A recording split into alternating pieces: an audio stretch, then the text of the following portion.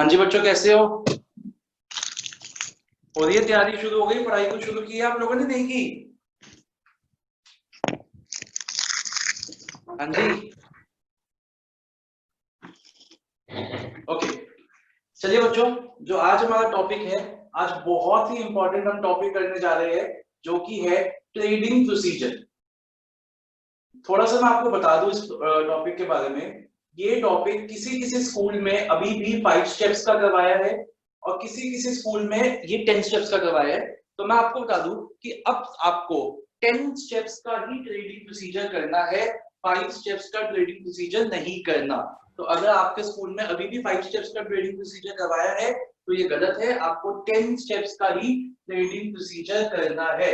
सबसे पहली बात तो ये होगी। अब हम सब समझते हैं कि ट्रेडिंग प्रोसीजर क्या है। उससे पहले थोड़ा सा हम बात करते हैं फाइनेंशियल सिस्टम के बारे में, हमारी इकोनॉमी के बैंकिंग सिस्टम के बारे में। बहुत अच्छा आसानी से इजीली समझा दूंगा, एक डायग्राम के थ्रू समझाऊंगा, एक एग्जांपल्स के थ्रू समझाऊंगा, आपको बहुत आराम से समझ आ जाएगा। मैं अगेन ये मान के चल रहा हूँ कि आपको बिल्कुल भी नहीं याद कि हमने क्या किया था इस टॉपिक में। ये टॉपिक वेरी इंपॉर्टेंट है आपके पॉइंट ऑफ व्यू से बोर्ड के, तो प्लीज इसको अच्छे से समझिएगा, अच्छे से सुनिएगा। मैं बिल्कुल मान के चल रहा हूँ कि आपको बिल्कुल नहीं पता कि इस टॉपिक में हमने क्या किया। तो अभी आप यहाँ देखिएगा, कुछ मत लिखना, मैं आपको टाइम दूंगा लिखने का।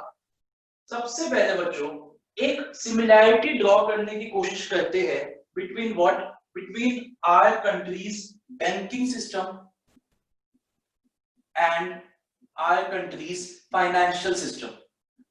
किस तरीके से हमारे देश का बैंकिंग सिस्टम काम करता है, किस तरीके से हमारे देश का फाइनेंशियल सिस्टम काम करता है, उन दोनों के बीच में एक हम सिमिलैरिटी ड्रॉ करने की कोशिश करते हैं, क्योंकि इसी से आधे से ज्यादा सिस्टम आपको समझ में आ जाएगा।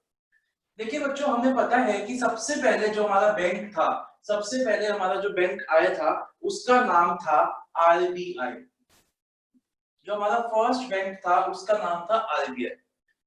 आरबीआई एक ऐसा बैंक है जो कि इसलिए मतलब जो कि एस्टैब्लिश जब हुआ था तो इस उम्मीद के साथ हुआ था कि जिस भी पर्सन को बैंकिंग सर्विसेज अवेल करनी है, जिस भी पर्सन को बैंकिंग सर्विसेज अवेल करनी है, वो आरबीआई के पास अप्रोच करेगा और आरबीआई उसको बैंकिंग सर्विसेज देगा। लेकिन जैसे जैसे धीरे धीरे धीरे धीरे धीरे धीरे हमारी पॉपुलेशन बढ़ती चली गई, आरबीआई के लिए सारी पब्लिक को डील कर पाना, सारी पब्लिक को सर्विस दे पाना थोड़ा सा मुश्किल टास्क होने लगा।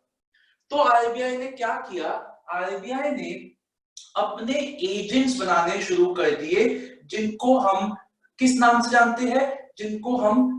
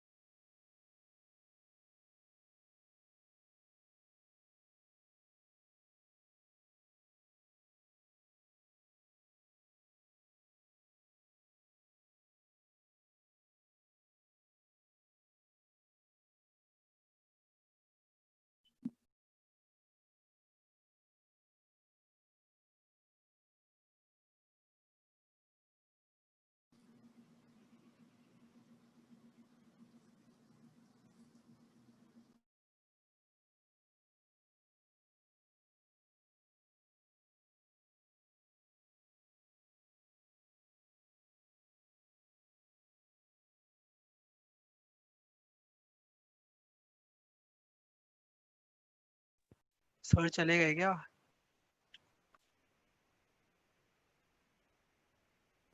सर का सर नेट ने ऑफ लीव था, कर दिया। नेट उनका चला गया।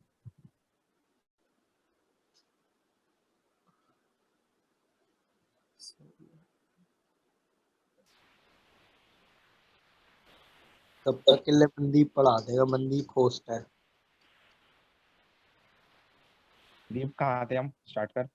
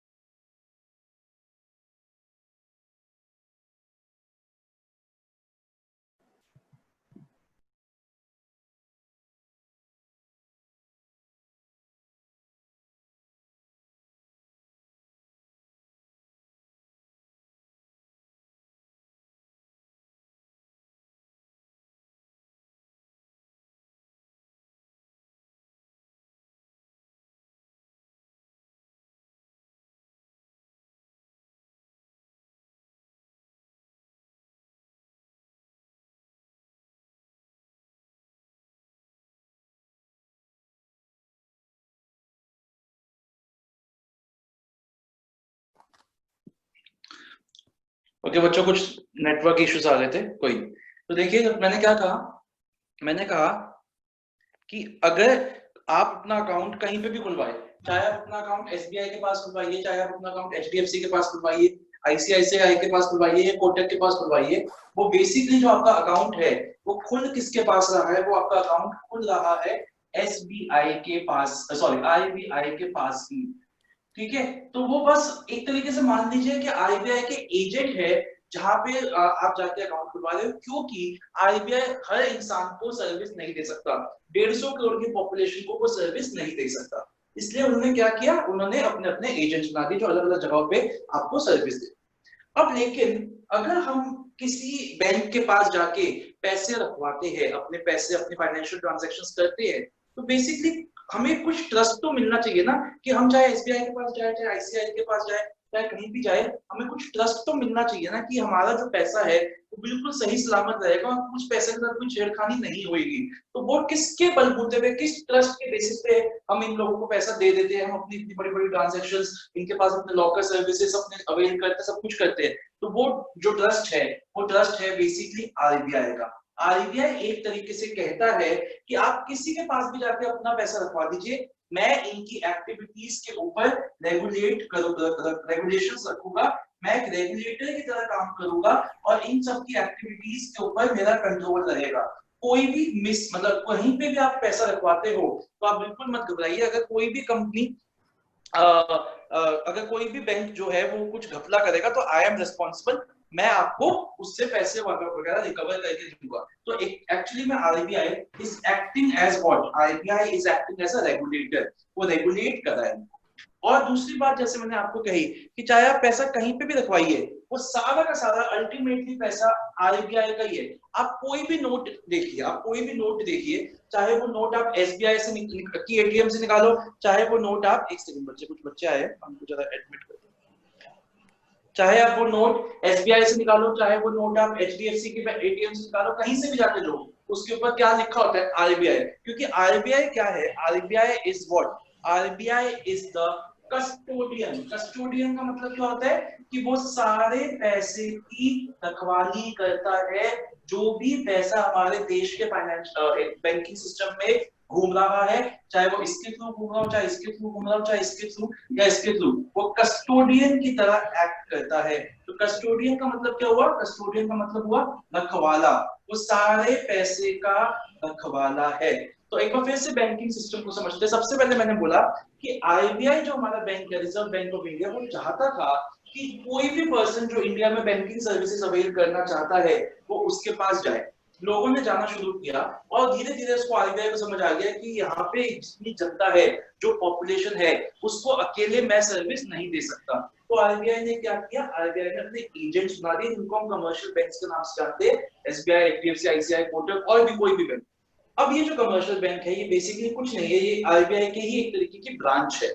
और अगर आप चाहे किसी भी ब्रांच किसी भी बैंक में चले जाओ, एसबीआई एचडीएफसी में, बेसिकली जो आपको सर्विसेज मिलेगी तो वही सर्विसेज मिलेगी जो कि आरबीआई के फ्रेमवर्क में आती है, जो कि आरबीआई की गाइडलाइन में आती है। ऐसा मान लीजिए रेट चल रहा है लोन का 10%, तो कोई भी बैंक ऐसा नहीं कर सकता कि आपको 5% पे लोन दे दे या 20% पे लोन दे दे।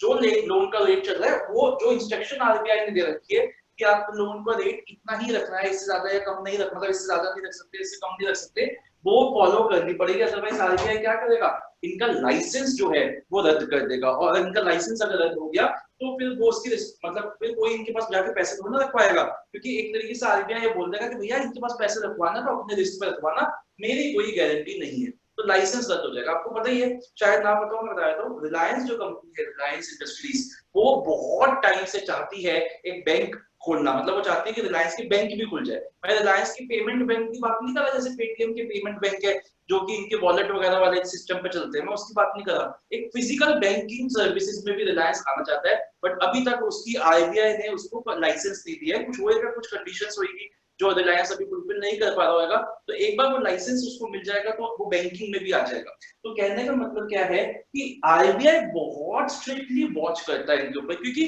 पूरे देश का जो सिस्टम है वो पैसे के ऊपर ही चलता है। और अगर कहीं ना कहीं इन्होंने किसी ऐसे बंदे को आरबीआई ने लाइसेंस दे दिया जो कि घपला करके भाग जाए कोई मतलब बैंक में, तो फिर देखिए ना कितना सारा नाम आरबीआई का खराब होगा। जैसे कि कोटक अभी शायद आईसीआईसीआई की भी चेयरमैन जो थी, उसके ऊपर भी एक केस चल रहा है कि उसने कुछ लोन्स वगैरह में दिक्कत की, तो इसलिए दैट इज रेगुलेटर, और वो कस्टोडियन भी है सारे पैसे का, वो रखवाला भी है। अब आते हैं, अब देखते हैं कि फाइनेंशियल सिस्टम कैसे क्या काम करता है। इसको ही देखते देखते हमारा जो देश का फाइनेंशियल सिस्टम है, फाइनेंशियल सिस्टम से मेरा मतलब है शेयर्स, डिबेंचर्स, सिक्योरिटीज की जो ट्रांजैक्शंस होती है वो कैसे डील करते हैं। देखो बच्चों, आज से कुछ समय पहले सिक्योरिटीज में डीलिंग होती थी फिजिकल पेपर सर्टिफिकेट्स के बेसिस पे। What do you understand by physical paper certificate? कि आप अगर किसी कंपनी का शेयर या डिबेंचर खरीदते थे तो आपको एक सर्टिफिकेट मिलता था कि that you have been allotted इतना शेयर्स फ्रॉम नंबरिंग 001 to 100, और आपको आज की डेट में ये शेयर्स मिले हैं और कंपनी के एक शेयर रजिस्टर में आपका नाम दर्ज हो गया। लेकिन जैसे आपको पता है कि धीरे धीरे क्या होने लग गया, ये जो पेपर सर्टिफिकेट है, अब मैं आपको बात करता हूँ कि अगर आपके घर में 1 करोड़ रुपए रखा हुआ है, वो कैश रखा हुआ है, हार्ड कैश, गड्डिया रखी हुई है 1 करोड़ रुपए की, और 1 करोड़ रुपए आपके बैंक में रखा हुआ है, पासबुक में, आपके व्हाइट मनी पासबुक में रखा है। मैं बैंक के लॉकर की बात नहीं कर रहा, मैं बात कर रहा हूँ कि बैंक में आपने पैसा रखा हुआ है, बैंक में जमा कर रखा है पैसा 1 करोड़ रुपए पासबुक में। अब पासबुक में एक एंट्री आ रही है 1 करोड़ रुपए क्रेडिट, क्रेडिट आपका क्रेडिट पे आता है पासबुक में। तो एक बात बताइए, जो आपका वो 1 करोड़ की जो पासबुक में एंट्री आ रही है वो, या आपके घर में जो पैसा रखा हुआ है वो, कौन से केस में रिस्क ज्यादा है? ऑब्वियसली उस केस में जिस केस में आपके घर में हार्ड कैश रखा हुआ है। क्यों उस केस में रिस्क ज्यादा है? इसलिए रिस्क ज्यादा है क्योंकि वो चोरी हो सकता है, कोई भी आके उस पैसे को ले जा सकता है। छोड़िए वो, छोड़िए आप, कब हो सकता है वो, मतलब हो सकता है वो चोरी ना हो, फट जाए किसी वजह से, नोट फट गए, कुछ उसमें दिक्कत हो गई, नोट में पानी गिर गया, कुछ भी, मतलब कुछ भी तरीके की दिक्कतें हो सकती है, म्यूटेट मतलब वो स्पॉइल हो सकते हैं एक्सेट्रा, बहुत से रिस्क है, और उसके बाद उसकी वैल्यू क्या हो जाएगी, जीरो हो जाएगी। लेकिन बैंक में जो पैसा पड़ा हुआ है, जब तक हमारा देश बैंकरप्ट नहीं होता, वो पैसा जो है, या बैंक को बैंकरप्ट नहीं होता, तब तक वो आपका पैसा सेफ है, आप उसको आज तो कहीं से भी निकाल सकते हो। तो जिस तरीके से करेंसी हार्ड कैश से जब हम पेपर करेंसी पे आए तो बहुत सी चीजें आसान हो गई, उसी तरीके से हमारे देश ने ये भी सोचा कि अगर हम फाइनेंशियल सिस्टम को भी, पहले वो पेपर सिस्टम पे चलता था, सर्टिफिकेट होता था, आप अपने घर पे रखते थे, अब वही देखिए सर्टिफिकेट फट जाता था तो आपको अपनी प्रूफ देने के लिए कंपनी को कि मैं ही शेयर सर्टिफिकेट, मैं ही शेयर ओनर हूं, उसके लिए बड़ी मुश्किलें होती थी, वो चोरी हो जाता था, साइन जो थे वो कॉपी हो जाते थे, एक्सेट्रा एक्सेट्रा एक्सेट्रा, तो बहुत दिक्कतें थी। तो फिर हमारे देश ने सोचा कि अगर हम अपने देश में करेंसी को फिजिकल फॉर्म से पेपर फॉर्म में, सॉरी हाँ उसमें पेपर फॉर्म में ला सकते हैं, तो हम ऐसे ही ऑनलाइन सिस्टम में, या उसको क्यों नहीं हम ऐसे करते कि फाइनेंशियल भी जो हमारी ट्रांजैक्शंस है, जो हमारी सिक्योरिटीज है, उसको भी हम, जो हमारी hard currency, hard share certificate है, उससे हम उसको किस में ले आए, पेपर फॉर्म में ले आए। मतलब पेपर फॉर्म मतलब उसको हम वो कर दें, मतलब वर्चुअल कर दें। तो ऐसा हम क्यों नहीं कर सकते? तो बिल्कुल उसी चीज को सोचते हुए एक पूरा सिस्टम बनाया गया, और आप ये ध्यान में रखिएगा कि हम यहाँ पे ऑनलाइन सिस्टम ही पढ़ रहे हैं, हम फिजिकल शेयर सर्टिफिकेट वाला सिस्टम नहीं पढ़ रहे, हम ऑनलाइन सिस्टम पढ़ रहे हैं। तो ऑनलाइन सिस्टम में कौन है जो आरबीआई का रोल यहाँ पे प्ले कर रहा है, वो कौन है, जो सारी सिक्योरिटीज की, चाहे वो सिक्योरिटी आप कहीं से भी डील करो, चाहे वो शेयर हो, चाहे वो डिबेंचर्स हो, चाहे वो कुछ भी हो, सारी सिक्योरिटीज की रखवाली कौन कर रहा है, सबसे पहले देखते हैं वो कौन है। वो यहाँ पे इसका रोल प्ले कर रहा है डिपॉजिटरी। तो एक बॉडी बनाई गई जिसका नाम क्या था, डिपॉजिटरी, जो वो काम कर रहा है जो बैंकिंग सिस्टम में आरबीआई करता है, वही काम फाइनेंशियल सिस्टम में डिपॉजिटरी करता है। अब डिपॉजिटरी ने भी वही चाहा कि अगर कोई भी पर्सन इलेक्ट्रॉनिकली शेयर्स में डील करना चाहता है, अगर कोई भी पर्सन इलेक्ट्रॉनिकली शेयर्स में डील करना चाहता है तो वो मेरे पास आ जाए। बट वही हुआ, उसको ये समझ नहीं आया कि हमारे देश की जनता, हमारे देश की पॉपुलेशन बहुत ज्यादा है और वो डील नहीं कर पाएगी। तो धीरे धीरे क्या हुआ, वो सब लोगों को डील नहीं कर पाई, तो उसने भी अपने क्या बनाने शुरू कर दिए, उसने भी अपने एजेंट्स बनाने शुरू कर दिए। अब इन एजेंट्स का नाम क्या है, इन एजेंट्स का नाम है, मैं आपको बताऊंगा, इन एजेंट्स का नाम है शेर खान। अब आप बोलोगे सर ये क्या बोल रहे हो आप, मैं बताता हूँ अभी आपको, कार्वी ब्रोकर्स, और मैं आपको बताता हूँ ICICI broking services, Kotak financial services. अब आप बोलोगे सर ये नाम तो आपने यहाँ पे भी लिखे हैं, ये नाम यहाँ पे क्यों लिख दिए फिर आपने? बेटा बेसिकली आजकल जो बैंक्स है वो सिर्फ फाइनेंशियल सिस्टम, वो सिर्फ आपको बैंकिंग सर्विसेज नहीं दे रहे, वो आपको और भी बहुत सारी सर्विसेज दे रहे हैं। जैसे आपको पता है आप बैंक में जाके अपना आधार कार्ड तक बनवा सकते हो, तो जब वो आधार कार्ड बनाने की सर्विसेज दे रहे हैं तो वो आपको फाइनेंशियल सर्विसेज क्यों नहीं देंगे, तो वो आजकल आपको ब्रोकिंग सर्विसेज भी दे रहे हैं। तो बेसिकली डिपॉजिटरी के जो एजेंट्स है उनको हम क्या बोल सकते हैं, उनको हम बोल सकते हैं स्टॉक ब्रोकर्स। उनको हम कॉमनली क्या बोलते हैं, कॉमनली हम उनको बोलते हैं स्टॉक ब्रोकर्स। और कुछ तो लोग ऐसे हैं जो सिर्फ स्टॉक ब्रोकिंग का काम कर रहे हैं, जैसे शेर खान एक कंपनी है जो सिर्फ स्टॉक ब्रोकिंग का काम करते हैं, वो बैंकिंग काम नहीं करते। कार्वी एक कंपनी है जो सिर्फ स्टॉक ब्रोकिंग का काम करती है, वो बैंकिंग का काम नहीं करते।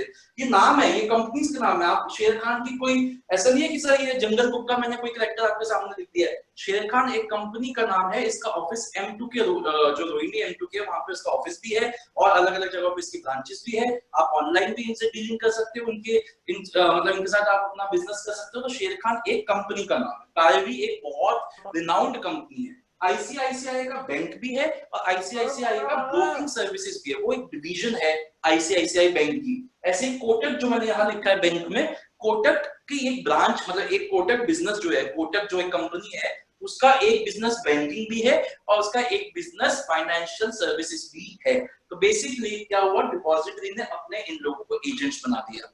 लेकिन डिपॉजिटरी ने एक काम से अपना पल्ला झाड़ लिया, जैसे कहते हैं। जैसे मैंने कहा था कि आरबीआई ने बोला था कि आप चाहे यहाँ अकाउंट खुलवाओ, चाहे आप अकाउंट यहाँ खुलवाओ, चाहे आप अकाउंट यहाँ खुलवाओ, चाहे आप अकाउंट यहाँ खुलवाओ, कहीं पे भी आप अकाउंट खुलवाओगे मैं सबके ऊपर रखवाली करूंगा कि इधर इधर कहीं पे भी खुलवाओगे तो मैं इन सबके ऊपर रेगुलेशन रखूंगा, सबके ऊपर मेरी वॉच रहेगी। डिपॉजिटरी ने ये बोला मैं वॉच करने के लिए, मैं इन चार जितने भी ब्रोकर्स हैं इनके ऊपर वॉच रखने के लिए मैं एक और कंपनी, एक और ऑर्गेनाइजेशन बना देती हूँ जिसका नाम क्या होगा, सेबी। तो सेबी नाम की एक ऑर्गेनाइजेशन बनाई गई, securities and exchange board of India, और इसको काम दिया गया इन सबका क्या बनने का, रेगुलेटर। तो इन सब के ऊपर जो रेगुलेटर है वो सेबी का है और सेबी को इतनी पावर्स दी गई है, सेबी को इतनी पावर्स दी गई है कि वो कहीं पे भी अगर कोई भी दिक्कत होगी तो वो सीधा उनके अगेंस्ट एक्शन ले सकता है। उसको डिपॉजिटरी को भी बताने की जरूरत नहीं, बेसिकली सेबी डिपॉजिटरी से भी ऊपर हो गई है। तो अगर कहीं पे भी दिक्कत होगी तो यहाँ पे हो, यहाँ पे हो, यहाँ पे हो, यहाँ पे हो, कहीं पे भी लगा कि कोई ना कोई लूप होल है सिस्टम में या कोई ना कोई गलत चीज हो रही है तो सेबी एक्शन ले सकती है। तो यहाँ पे जो रेगुलेटर आरबीआई था, यहाँ पे वो रेगुलेटर कौन बन गया, सेबी। अब बात करते हैं कि सर ठीक है रेगुलेटर तो सेबी बन गया है, अब इनका कस्टोडियन कौन है? कस्टोडियन जैसे मैंने बोला कस्टोडियन डिपॉजिटरी ही है, तो इनका कस्टोडियन डिपॉजिटरी ही है। इसका मतलब क्या हुआ, चाहे आप कोई भी सिक्योरिटी में ट्रेडिंग करो, चाहे आप शेर खान के थ्रू ट्रेडिंग करो, चाहे आप कार्वी के थ्रू ट्रेडिंग करो, चाहे आप किसी के भी थ्रू ट्रेडिंग करो, वो सारा का सारा रिकॉर्ड ऑटोमेटिकली कहाँ चला जाएगा, डिपॉजिटरी के पास चला जाएगा। और डिपॉजिटरी क्या करेगी, डिपॉजिटरी सबकी रखवाली करेगी। आपके कोई भी शेयर शेर खान के पास पड़े हैं, कार्वी के पास पड़े हैं, आईसीआईसीआई के पास पड़े या कोटक के पास पड़े, वो आप मान सकते हो कि वो इसके पास पड़े और कहीं नहीं, आपको कोई मतलब नहीं है। जैसे आपका पैसा एसबीआई में पड़ा है, एचडीएफसी में पड़ा है, इसमें पड़ा है, इसमें पड़ा है, तो अब इमेज मतलब आप बिल्कुल बेफिक्र होकर ये समझ सकते हो कि आपका पैसा आरबीआई के पास, आपके 5 लाख रुपए, 10 लाख रुपए, 1 करोड़ रुपए आरबीआई के पास पड़े। बिल्कुल वैसे ही मान लीजिए आपने 10,000 शेयर्स खरीद रखे हैं किसी कंपनी के, मान लीजिए आंध्रा बैंक के आपने 10,000 शेयर खरीद रखे हैं, किसी और कंपनी के खरीद रखे हैं शेर खान के थ्रू, तो आप ये मान सकते हैं कि वो शेयर्स आपके शेर खान के थ्रू खरीदे तो गए, लेकिन वो इस डिपॉजिटरी के पास पड़े हुए हैं। तो बेसिकली डिपॉजिटरी किस चीज का काम कर रही है? डिपॉजिटरी काम कर रही है कस्टोडियन का, और रेगुलेटर का काम कौन कर रहा है? सेबी। बिल्कुल, लेकिन सिस्टम वैसे ही चल रहा है जैसे कि बैंकिंग सिस्टम चलता है, वैसे ही हमारा कौन सा सिस्टम चल रहा है? Financial system. अब मैं आपको 5 मिनट्स देता हूं, आप इसको नोट डाउन करिए अपने नोट्स में। किसी को कोई डाउट है तो मुझसे पूछ लीजिए, अदरवाइज अगर आपको कोई डाउट नहीं है, समझ में आ गया तो उसको नोट डाउन करिए। फिर हम वो जो 10 स्टेप्स का प्रोसीजर है वो समझाऊंगा, बट उससे पहले आपको ये आना चाहिए था, तो इसको जल्दी से नोट डाउन करिए, फिर हम अपना 10 स्टेप्स का प्रोसीजर समझते हैं। आई होप कि आपको समझ आ गया है, किसी को कोई डाउट नहीं है। और मेरे ख्याल से आपको बोर्ड भी क्लियरली दिख रहा है। एक बार बच्चा, कोई भी बच्चा बोल दीजिए क्लियर है। Yes sir. हाँ जी सर। ओके बच्चों, क्या लग रहा है कि कुछ ये भी चल रहा है कि पेपर और भी पोस्टपोन हो सकते हैं, कुछ ऐसी इंफॉर्मेशन भी आ रही है? Yes sir. सर कल आएगा डिसीजन। कल आ जाएगा डिसीजन? आएगा, 23 की डेट दी थी उन लोगों ने। अच्छा 23, चलो देखते हैं क्या होता है।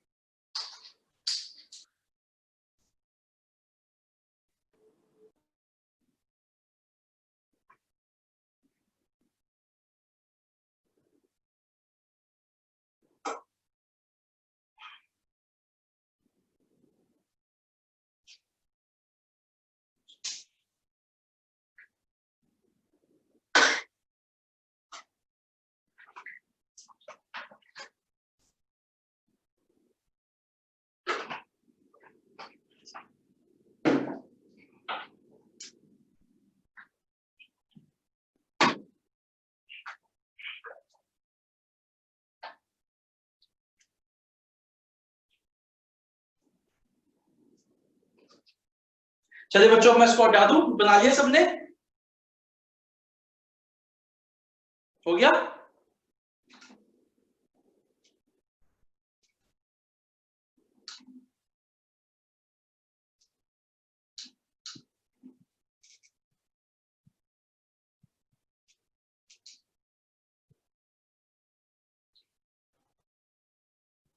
ओके बच्चों, अब आपको मैं 10 स्टेप्स का प्रोसीजर समझाऊंगा। अभी आप कुछ मत बनाना, अभी आप सिर्फ मेरे को बनाने दीजिए, मेरे को 5-10 मिनट लगेंगे बनाने में। मैं आपके सामने एक डायग्राम बनाऊंगा, वो डायग्राम आप में से काफी बच्चों ने बना भी रखा होगा, लेकिन तब भी अभी आप यहाँ पे कुछ सबसे समझिएगा, थोड़ा सा मैं उसको चेंज भी करूँ।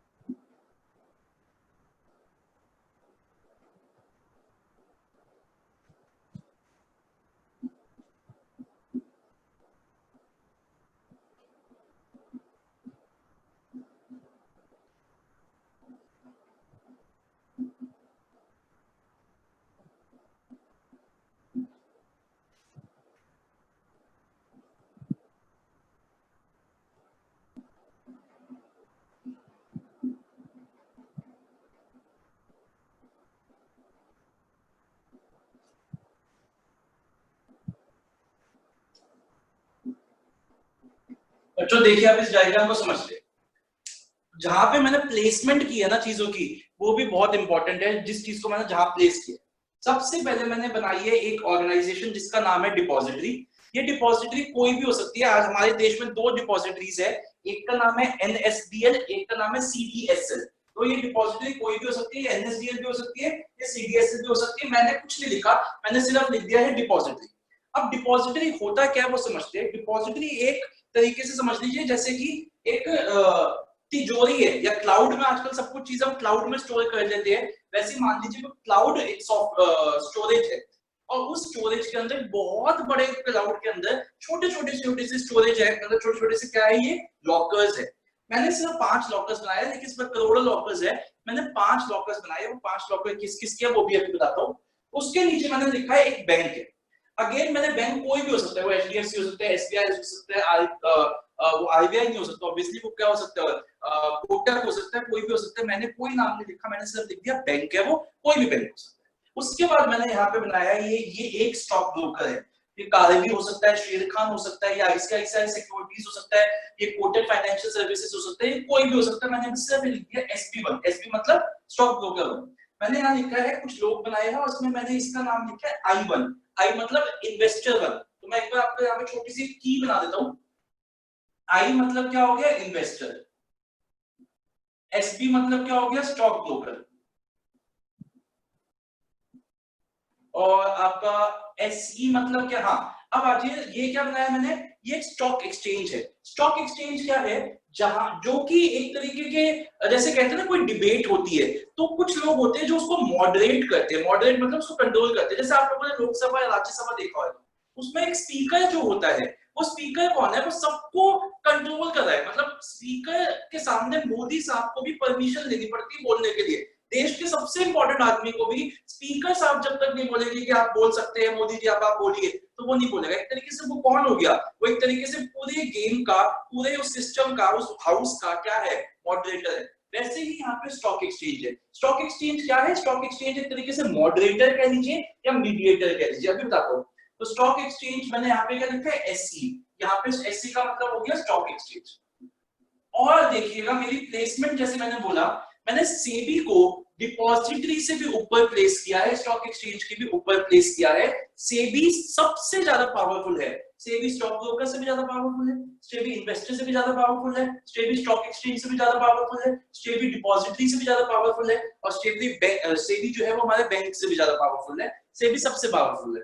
यहाँ पे मैंने एक SB2 बनाया है, और मैंने यहाँ पे I2 बनाया है, ये I2 है। अब समझते हैं बच्चों, अब थोड़ा सा मैं आपको एक इंट्रोडक्शन दूंगा। इसको समझाने से पहले, अभी स्टेप्स बताने से पहले मैं आपको कुछ इंट्रोडक्शन दूंगा, जिससे आपको समझ आएगी इन सब चीजों के बारे में। बेटा आप लोग समझिए कि आप लोग सट्टा खेलना चाहते हैं, और वो इलीगल वाला सट्टा, बिल्कुल इलीगल सट्टा खेलना चाहते हैं। जैसे कि होता है ना, वो IPL के टाइम पे होता है, या इलेक्शंस के टाइम पे सट्टा लगता है। आप में से काफी बच्चे करते भी होंगे, जिसपे क्या होता है कि आप कुछ पैसे अपने दाव पे लगाते हो, अपना सारा ब्लैक मनी वगैरह, और फिर आपको वो जो भी, अगर आपकी किस्मत अच्छी होती है तो आपको वो आप उसको जीत जाते हो, अगर किस्मत अच्छी नहीं होती तो आप आ जाते हो। बिल्कुल वो ध्यान में रखिए। अब एक बात बताइए, जब आपको सट्टा खेलना है तो ऐसा तो नहीं है ना, जो सट्टे खिलाने वाले लोग होते हैं वो तो कहीं ना कहीं बैठे छुपे में बैठे होते हैं, मतलब उनको तो सामने में नहीं आते। क्या आप उसको डायरेक्टली जाके बोल दोगे ये पकड़ मेरे 10,000 रुपए, मेरे को सट्टा खिला? ऐसा नहीं।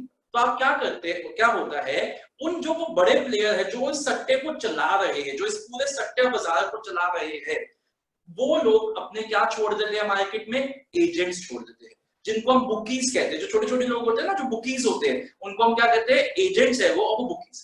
तो आप क्या करते हो, आप सबसे पहले एक बुकी को अप्रोच करते हो। आपने अपना बुकी अप्रोच किया, अब उस बुकी को आपने जाके कहा कि भैया मुझे सट्टा खेलना। तो उस बुकी ने कहा ठीक है जी, आप सट्टा खेल लो, पहले आप मेरे पास कुछ पैसे रखवा दो, जिससे कि मेरे को पता चले हाँ आपकी औकात है, ठीक है। आपने उसके पास अपने कुछ पैसे रखवा दिए, अपने अकाउंट से बढ़वा। फिर क्या होता है, फिर अब वो आपको बताएगा कि जी आज का ये दाव चल रहा है, आज का ये रेट चल रहा है, ये सब कुछ है। तो फिर आप बोलोगे उसको कि भैया मेरे को इंडिया की बैटिंग पे, या इंडिया के सचिन जो भी आपका जो भी है, इस बॉल पे इतना पड़ेगा, ये होएगा, वो इतने रन पे आउट हो जाएगा, ये होएगा। वैसे आप उसको क्या करते हो, आप उसको ऑर्डर देते हो कि इस पे इतना मेरा भाव लगा दे। तो आप सबसे पहले समझिए, मार्केट में बहुत सारे बुकीज है, लेकिन आप ऐसे नहीं किसी के पास चले जाते, आप उस बुकी के पास जाते हो जिसकी आपने थोड़ी बहुत रेपुटेशन है कि हाँ बंदा ये भागता नहीं है पैसे लेके, ऐसा कुछ नहीं है, वो आप उस बुकी के पास जाते हो। फिर उस बुकी के पास जाके आप उसको बोलते हो कि मेरे लिए तो आगे सट्टा लगा, फिर वो बुकी अपने आप को किसके साथ कनेक्ट करता है, फिर वो बुकी अपने आप को कनेक्ट करता है जो मेजर मीडिएटर है, जो उस पूरे सट्टे बाजार को चला रहा है, उसके साथ कनेक्ट करता है। और फिर वो जो भी रेट्स होते हैं वो ऊपर नीचे होते रहते हैं। अगर आप जीतते हो तो वो पैसा बुकी के थ्रू आपके पास आ जाता है, और अगर आप हार जाते हो तो वो पैसा आपको उस बुकी को देना पड़ता है जो आगे सट्टा बाजार जो चला रहा है उसको दे रहा है। ये आपको समझ में आया? ये है इलीगल सट्टा। अब मैं बात करता हूं इसी के लीगल फॉर्म को जो मैंने आपके सामने बनाई। आप लीगली भी सट्टा खेल सकते हो। सट्टा इज व्हाट? सट्टा इज स्पेकुलेशन। आप लीगली भी स्पेकुलेशन कर सकते हो। स्पेकुलेशन मतलब दांव खेलना, जुआ खेलना, बिल्कुल लीगल स्पेकुलेशन ये आपके सामने है। अब क्या है, ये एक गेम है, ये एक तरीके का ये गेम है, लेकिन ये गेम सबके लिए नहीं बना। तो आपको इस गेम में एंट्री लेने के लिए सबसे पहले क्या बनना पड़ता है? आपको एक मेंबर बनना पड़ता है। अब समझिएगा, इंडिया में बहुत जगहों पे ये गेम चल रहा है। जैसे सबसे बड़ा गेम चल रहा है इंडिया में बॉम्बे में। बॉम्बे वाले इस गेम को बोलते हैं बॉम्बे स्टॉक एक्सचेंज। वो बॉम्बे में एस्टैब्लिश है और बॉम्बे में शुरू हुई थी, धीरे धीरे वो आगे फैल गई। तो बॉम्बे में सब चल रहा है। पहले दिल्ली में भी चलता था, तो उस सट्टे बाजार का नाम था दिल्ली स्टॉक एक्सचेंज। चंडीगढ़ में भी चलता है, एक्सेट्रा एक्सेट्रा। तो अलग अलग स्टेट्स में छोटे छोटे सट्टे चलते थे। ऐसे देखम देख जैसे ये होता रहा और सब कुछ सिस्टम ऑनलाइन हो गया। अगर एक बात बताइए, आज आप जूम पे मेरी क्लासेस दे रहे हो, इनफैक्ट आज कुछ ऐसे बच्चे भी मेरी क्लासेस ले रहे हैं जो कभी फिजिकली अगर मैं फेस टू फेस क्लासेस लेता वो मेरे पास आ नहीं सकते। मेरे जो आज अब 2021 का बैच शुरू हुआ है उसमें काफी बच्चे साउथ दिल्ली और ईस्ट दिल्ली के भी मेरे से क्लासेस ले रहे हैं, क्योंकि वो ऑनलाइन मेरे से जुड़ सकते हैं लेकिन वैसे फेस टू फेस को नहीं आ सकते। तो कहने का मतलब क्या हुआ, पहले तो बॉम्बे स्टॉक एक्सचेंज सिर्फ बॉम्बे के लोगों के लिए था, लेकिन जैसे जैसे ऑनलाइन सिस्टम हुआ आज बॉम्बे स्टॉक एक्सचेंज पे भी कोई भी ट्रेडिंग कर सकता है। तो बेसिकली मैं बात करूं तो ये जो बॉम्बे स्टॉक, ये जो मैंने स्टॉक एक्सचेंज बनाई है, ये कोई भी स्टॉक एक्सचेंज हो सकती है, चाहे वो बॉम्बे स्टॉक एक्सचेंज हो, चाहे वो दिल्ली स्टॉक एक्सचेंज हो, चाहे वो गुजरात स्टॉक एक्सचेंज हो, चाहे वो चंडीगढ़ स्टॉक एक्सचेंज हो, वो कोई भी स्टॉक एक्सचेंज हो सकती है। इसलिए मैंने पर्टिकुलरली कोई भी नाम नहीं लिखा। अब जैसे मैंने कहा कि ये गेम जो है ये प्रीमियम लोगों का गेम है। तो आप जाके स्टॉक एक्सचेंज से ये नहीं बोल सकते कि भैया मेरे को ये 10,000 रुपए का सट्टा खेलना है यहाँ पे और मैं ये शेयर खरीदना चाहता हूँ। स्टॉक एक्सचेंज आपके मुंह पे थप्पड़ मार के भगा देगा। जैसे अगर आप उस बड़े प्लेयर के पास, वो जो सट्टा बाजार चला रहा है, उस बंदे के पास, एक बार तो आप ड्रग्स के भी कुछ देखा होगा, अगर आपने कुछ मतलब नहीं लिया तो आप लोगों ने उस पर वेब सीरीज वगैरह देखी होगी। क्या आपका जो मेन ड्रग का बिजनेस चला रहा है, क्या वो कभी आपको आता है, आपको देता है ये थोड़ा सा आप एक इसका वो कष्ट लगा लो? नहीं, उसने अपने एजेंट्स छोड़ रखे हैं मार्केट में जिनको पेडलर्स कहते हैं। बिल्कुल वही सिस्टम है। तो अगर आप उस ड्रग वाले के पास जाओगे, उसको बोलोगे यार मुझे बस यार बड़ी मतलब लत मच रही है, मेरे को बस एक छोटा सा कष्ट लगाने दे, वो आपको ऐसा कष्ट लगाएगा कि आप जिंदगी में कभी कष्ट नहीं लगा पाओगे। तो कहने का मतलब क्या है कि सबसे पहले आपको क्या करना है, आपको ये जो स्टॉक एक्सचेंज है आपको इसका मेंबर बनना है। अगर आप चाहते हो इस बिजनेस में आने के लिए, अगर आप चाहते हो ये गेम खेलना। अब जो ये बंदा है ये ऐसे तो आपको अपने बिजनेस का एजेंट नहीं बना देगा ना, आपको ऐसे तो बिजनेस खेलने नहीं देगा, क्योंकि पता चले आप कोई डिस्गाइज में आप कोई पुलिस ऑफिसर निकले, नार्कोटिक्स डिपार्टमेंट के निकले और पता चला आपने उसका सारा भांडा फुड़वा दिया, तो वो ऐसे तो रखवाएगा नहीं। तो वो बहुत आपकी तहकीकात करेगा, पूरी हिस्ट्री निकालेगा और आपसे कई अच्छी सिक्योरिटी भी रखवाएगा, कई हजारों करोड़ों की सिक्योरिटी भी रखवाएगा कि मेरे बिजनेस को में आप एंट्री करोगे तो पहले तो मुझे आप इतनी सिक्योरिटी। अब कहने का मतलब ये है कि या तो आप खुद उसको सिक्योरिटी देके उसके अंदर जो उसका ये स्टॉक एक्सचेंज का बिजनेस है यहाँ एंट्री पाओ। अब एक बात बताओ, मेरे यहाँ पे कुछ लिखा है कि मान लीजिए स्टॉक एक्सचेंज वाले ने कहा कि 10 करोड़ रुपीस से मैं तुम्हें एंट्री दूंगा अंदर आने की, और उसके बाद तुम सट्टा खेलना। तो एक बात बताओ, क्या मेरे यहाँ पे कुछ लिखा है कि पहले मैं 10 करोड़ रुपए तो पहले इसको दे दूं, ये भाई 10 करोड़ पकड़, और उसके बाद मैं बोलूं क्या मेरे पास अब बचे 10 लाख रुपए, तो 10 लाख रुपए सट्टा लगवा दे। पागल थोड़ी ना हो कि मैं 10 करोड़ रुपए की सिक्योरिटी फीस भर के 10 लाख रुपए अंदर उसको सिर्फ खेलूं। तो मैं ऐसे क्यों नहीं कर सकता कि मेरे पास जो टोटल 10 करोड़ 10 लाख है मैं उसी से सट्टा खेलूं? अब वो कैसे पॉसिबल है? वो पॉसिबल है, जैसे मैंने कहा, आपको इससे मिलने की जरूरत ही क्या है, आपको क्यों मिलना है इस बंदे से? आप उस बंदे से मिलो ना जो इसके एजेंट है। तो एक बात बताओ, वो ड्रग वाला बंदा कहता है, जो ड्रग लॉर्ड है वो कहता है कि मेरे पास अगर आना है, मेरे से मिलना है, तो तो पहले तो 10 करोड़ रुपए मेरे को बाहर गेट पे रखवा दो, फिर अंदर आके मेरे से ड्रग्स लो। अब मान लीजिए किसी को बड़ी बड़ी लत है ड्रग्स की, तो ऐसा पागल है कि वो पहले 10 करोड़ रुपए बाहर गेट पे रखवाएगा, फिर अंदर जाके चिंदी से 10 लाख के ड्रग लेगा। वो ऐसा नहीं करेगा कि जो उसके डीलर्स है, जो बाहर आपको कितना ही ड्रग्स देने को तैयार है, वो आपसे सीधा आप उसके पास जाके उसको बोलो भैया मुझे 10 करोड़ 10 लाख के ड्रग्स देना, मैं अपना आगे मैं अपना कष्ट लगाऊंगा। तो कहने का मतलब क्या है कि दो आपको मिलना ही क्यों है, जो चीज ये दे रहा है वही चीज आपको ये दे रहा है, आपको इससे मिलने की जरूरत नहीं है। तो हम क्या करते हैं, हम अगर हमारे पास कम पैसे है तो हम क्या करते हैं, हम स्टॉक एक्सचेंज के मेंबर नहीं बनते, हम क्या करते हैं, हम स्टॉक ब्रोकर के थ्रू, जो स्टॉक एक्सचेंज का क्या है, जो स्टॉक एक्सचेंज के एजेंट्स कह लीजिए या जो डिपॉजिटरी के एजेंट्स है, हम उनकी सर्विसेज को अवेल करते हैं। फिर से बता दो, सारे जो अगर आप स्टॉक एक्सचेंज पे खेलना चाहते हो, अगर आप बॉम्बे स्टॉक एक्सचेंज पे शेयर्स बेचना या खरीदना चाहते हो, तो पहले आपको उस स्टॉक एक्सचेंज का मेंबर बनना। उस स्टॉक एक्सचेंज का मेंबर बनने के लिए आपको बहुत हैवी फीस देनी पड़ेगी, जिसको हम एंट्री फीस कहते हैं। वो एक एंट्री फीस है, असली गेम तो अंदर जाके शुरू होएगा, अभी तो अंदर भी नहीं गए हो आप, और वो एंट्री फीस देनी सबके बस की बात नहीं है, सब उसको अफोर्ड नहीं कर सकते। तो दूसरा तरीका क्या है कि आप एंट्री फीस मत दो, आप उन लोगों की सर्विसेज ले लो जो एंट्री फीस दे चुके हैं। ये जो स्टॉक ब्रोकर है, इसने पहले ही स्टॉक एक्सचेंज को पैसे दे दिए हैं और ये स्टॉक एक्सचेंज का मेंबर बन चुका है। ऐसे ये जो स्टॉक ब्रोकर है, इसने इसको पैसे देके, वो 10 करोड़ या 20 करोड़ जो भी था वो देके ये मेंबर बन चुका है। It is just like a peddler. जो ड्रग्स के पेडलर्स होते हैं, ये वो पेडलर है जो गोवा में घूम रहा है और आप बीच पे घूम रहे हो, तो आपके पास आया कि भैया ड्रग लेंगे, ये वो बन बिल्कुल। तो सबसे पहले तो आपने क्या किया, आपने ऐसा एक बंदा चूज कर लिया जिसको हमने यहाँ पे बोला SB1, और यहाँ पे हमने बोल दिया इन्वेस्टर 2 ने एक बंदा चूज कर लिया जिसको हमने बोला SB2। पहले एक बात बताइए बच्चों, आपको ये सिस्टम समझ में आया कि क्या है? अभी तक मैंने आपको जो बताया है वो आपको समझ में आया? ये सारे स्टॉक ब्रोकर्स इस स्टॉक एक्सचेंज के से जुड़े हुए हैं, ये सारे के सारे स्टॉक ब्रोकर्स ये स्टॉक एक्सचेंज से जुड़े हुए हैं। और भी कहीं मैं यहाँ पे बना देता हूँ, यहाँ पे SB3 भी है, कोई और यहाँ पे SB3 भी होएगा, तो मैंने यहाँ पे बना दिया, ये भी SB3 इस स्टॉक एक्सचेंज से पहले ही जुड़ा हुआ है। ठीक है, ये सारे स्टॉक एक्सचेंज से जुड़े हुए। और ये स्टॉक एक्सचेंज किससे जुड़ी हुई है? ये स्टॉक एक्सचेंज जुड़ी हुई है इस डिपॉजिटरी से। ठीक है बच्चों, इतनी बात समझ में आ गई? ओके, तो अब हम क्या देखते हैं, ये सारे ब्रोकर्स स्टॉक एक्सचेंज से जुड़े हुए और ये हमारे इन्वेस्टर्स है। तो आपने सबसे पहले चूज किया अपना ब्रोकर। तो जैसे मैंने चूज किया, मेरे को ये ब्रोकर पसंद आया I1 को, और I2 को मान लीजिए SB2 समझ में आया। अब यहाँ देखते हैं कि मैंने डिपॉजिटरी में 5 अकाउंट्स बनाए, मैंने 5 ऐसे बॉक्सेस बनाए, और बैंक में भी 5 बॉक्सेस बनाए।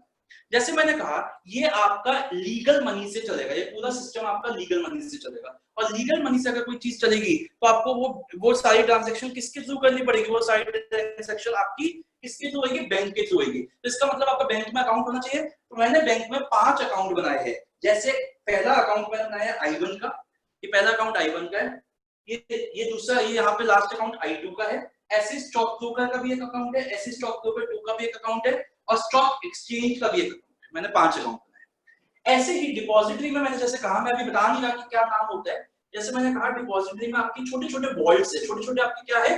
तिजोरियां है। तो मैंने एक तिजोरी इसकी बना दी I1 की, एक तिजोरी बना दी स्टॉक ब्रोकर की 1 की, एक तिजोरी बना दी स्टॉक एक्सचेंज की, एक तिजोरी बना दी स्टॉक ब्रोकर 2 की, और एक तिजोरी बना दी स्टॉक I2 की, इन्वेस्टर 2 की। तो अब इतना समझ में आ गया। अब सबसे पहले हम क्या करेंगे, सबसे पहले आपने चूज किया गोवा में, जैसे आप गोवा के बीच पे खड़े हो और वहां पे बहुत सारे पेडलर्स आ रहे हैं ऐसे करके, तो आपने देखा जिसकी सबसे अच्छी शक्ल है, जो सबसे ज्यादा क्लीन सा लग रहा है, आपने उसको चूज कर लिया। तो अब बच्चों आप क्या करेंगे, आप इस पेज को अपने नोट्स में इस पेज को खोल लीजिए, जिस पेज पे ये 10 स्टेप्स लिखे, पेज नंबर इस पे आइए,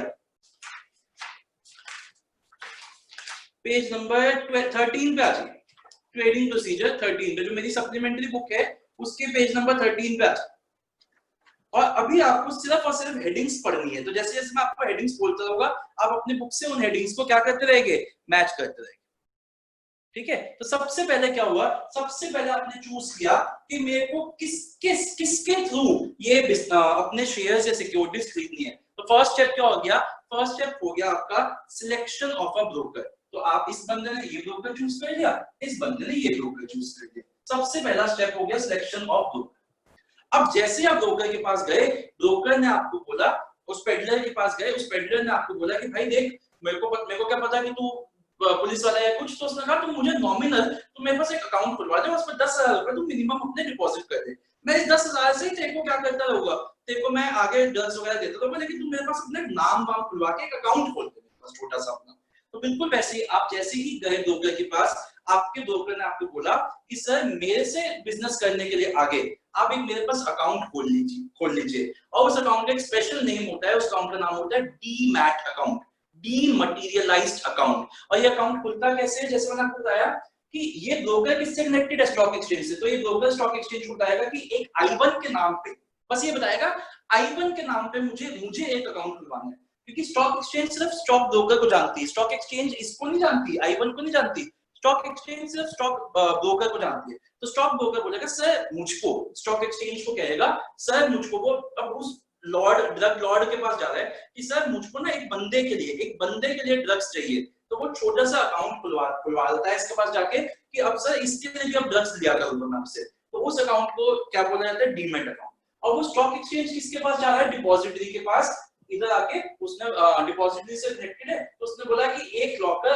I1 के नाम पे इशू कर दीजिए, बस एक लॉकर I1 के नाम पे इशू कर दीजिए। स्टॉक एक्सचेंज I1 को नहीं जानता, बस I1 के नाम पे एक लॉकर अलग से इशू कर दिया कि जो भी ड्रग्स I1 मंगवाएगा वो इधर डाल देगा, वो कोरियर पैक करके हम स्टॉक ब्रोकर को दे दिया करेगा और स्टॉक ब्रोकर आगे दे दिया करेगा, बस ये प्रोसीजर। तो हमने एक लॉकर I1 को दे दिया, तो ये क्या हो गया, second step, open a demat account. ऐसे ही I2 ने जब SB2 को अपने ब्रोकर का अप्रोच किया, तो उसके ब्रोकर ने कहा सर एक लॉकर मेरे पास खुलवा लीजिए, और जैसे ही ये बात इसके ब्रोकर I2 ने SB2 को बोला कि हाँ ठीक है लॉकर खोल दीजिए, SB2 स्टॉक एक्सचेंज के पास गया, वही स्टॉक एक्सचेंज के पास जहां पे SB1 गया था कि सर मेरे को एक लॉकर अपने क्लाइंट के लिए खुलवाना है, तो प्लीज उसको खोल दीजिए। और जैसे ही स्टॉक एक्सचेंज के पास वो बात आई, स्टॉक एक्सचेंज ने जहां पे सारे लॉकर्स खुले हुए हैं वहीं पे एक लॉकर I2 के नाम पे भी असाइन कर दिया, I2 के नाम पे एक डीमैट अकाउंट असाइन हो गया खुल। अगर इन लोगों का किसी का भी बैंक में अकाउंट नहीं है तो उन्होंने बैंक में भी अकाउंट खुलवा लिया, क्योंकि बैंक के अकाउंट के बिना आप ये ट्रांजैक्शंस नहीं कर सकते, ये सारी ट्रांजैक्शंस व्हाइट मनी के थ्रू लीगली होती है। सेकंड स्टेप आपको समझ में आ गया, तो फर्स्ट स्टेप था selection of your broker, second step हो गया opening of your demat account जो आपका यहाँ पे खुल गया। बच्चों 2 स्टेप समझ में आ गए। अब तीसरा स्टेप क्या है, तीसरा स्टेप ये है कि आपको अब खाली रोना बैठे रहोगे, अब उस ड्रग वाला को आपके पास आया तो बस उसकी शक्ल देख के उसको चंदा 10,000 रुपए दे दिए, कुछ लोगे नहीं, अब कुछ लेना भी तो शुरू करोगे, या उसको जो भी काम है आप मतलब जो भी आपको अच्छा लगता है उससे लोगे। तो अब आप उसको क्या बोलोगे, अब आप उसको बोलोगे कि भैया मुझको ये शेयर खरीदना है या जो भी है मुझको ये शेयर बेचना है, ठीक है। तो अब आप क्या करोगे, अब आप अपने ब्रोकर को इंस्ट्रक्शन दोगे कि भैया मुझको 100 शेयर SBI के खरीदने हैं या मुझको 100 शेयर SBI के बेचने हैं। मैं दोनों चीज आपको बताऊंगा, मैं बताऊंगा एक जना खरीदना चाहता है और एक जना बेचना चाहता है, मैं दोनों तरीकों से आपको ये ट्रांजैक्शन समझाऊंगा। तो दोनों ही बंदों ने, I1 ने अपने ब्रोकर को एक ऑर्डर दिया, उसने ऑर्डर प्लेस किया, please buy 100 shares of SBI at rupees, उसने एक रेट बता दिया, मार्केट में जो भी रेट चल रहा था उसके साथ वही रेट है, उससे 1-2 रुपए कम भी देना चाहूंगा मैं, तो मैंने उसको बोल दिया कि मार्केट में रेट 98 चल रहा है, मैं 97 पे देना चाहता हूँ, तो जैसे 97 हो मुझको बता। तो इसने ये इन्फॉर्मेशन इसको बता दी, ब्रोकर को बता दी। ऐसे ही I2 ने इसको बता दी कि मेरे को पैसों, इसने इंफॉर्मेशन दे दी कि मेरे को पैसे जल्दी चाहिए, इसलिए 98 का रेट चल रहा है मार्केट में, आप 97 पे बेच दो शेयर्स, हो सकता है मेरे शेयर जल्दी बिक जाए।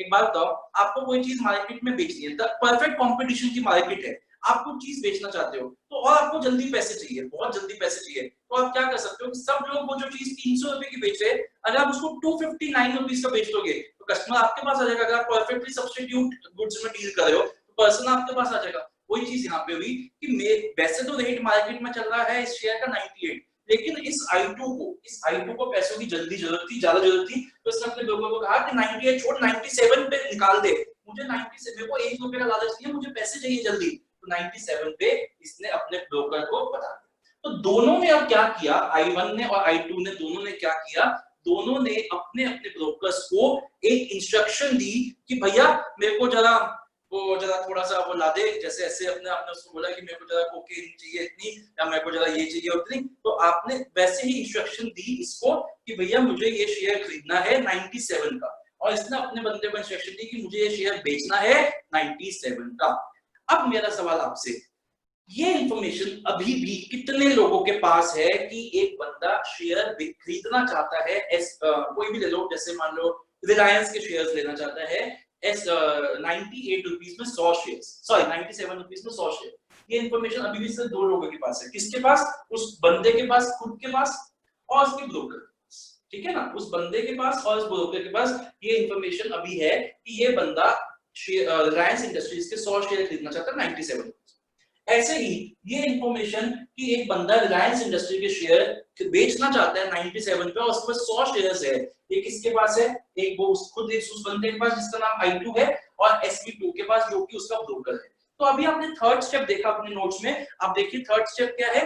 Placement of order. तो दोनों ने अपने अपने ब्रोकर्स को ऑर्डर प्लेस कर दिया कि मेरे को शेयर खरीदने हैं, और एक ने कर दिया मेरे को शेयर बेचने हैं। तो तीसरा स्टेप समझ में आ गया आपको, प्लेसमेंट ऑफ ऑर्डर। और उसके बाद अब क्या होएगा कि दोनों के पास ये इंफॉर्मेशन आ चुकी है कि एक बंदा, हमारा एक क्लाइंट है जो कि अपने शेयर्स खरीदना चाहता है 97 में, यहाँ पे आ चुकी कि हमारा एक क्लाइंट है जो अपने शेयर्स बेचना चाहता है 97। लेकिन अभी भी क्या है कि ये लोग, ये पब्लिक तक ये इंफॉर्मेशन नहीं पहुंची है। तो अब क्या होएगा? अब ये दोनों ब्रोकर्स का काम आया। अब ये दोनों ब्रोकर्स अपने उस लैंडलॉर्ड के, मतलब जो अपना वो लॉर्ड है, जो उनका बिजनेस का गुरु है, उसके पास जाएंगे और उसको बोलेंगे सर मुझे थोड़ा सा ये ड्रग्स चाहिए, मुझे थोड़ा सा ये चाहिए। तो अब क्या होएगा? अब ये दोनों क्या करेंगे? इस ऑर्डर को एग्जीक्यूट करेंगे और इस स्टॉक एक्सचेंज को जाके इंफॉर्मेशन देंगे कि सर हमें ये ड्रग्स चाहिए, हमें ये चीज चाहिए। जैसे ही ये इंफॉर्मेशन दोनों अपने अपने, मतलब दोनों एक अपने स्टॉक एक्सचेंज को दे देंगे, स्टॉक एक्सचेंज इस इंफॉर्मेशन को पब्लिक करेगा। ठीक है, पब्लिक मतलब यहाँ पे आएगा 100 shares at the rate 97 buy और 100 shares at the rate 97 sell Reliance Industries. याद, अब क्या होएगा?